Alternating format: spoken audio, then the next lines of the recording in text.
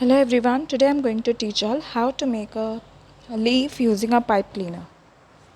Okay, one single pipe cleaner without wasting too much of pipe cleaners. Okay,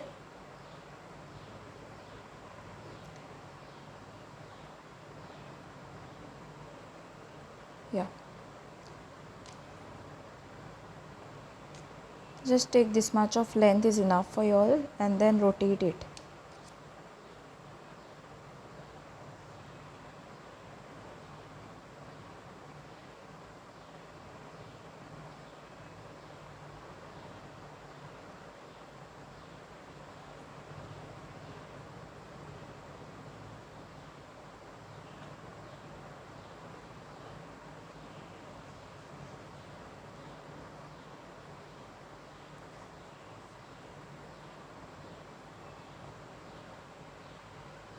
So, beautiful pipe cleaner leaf is ready now.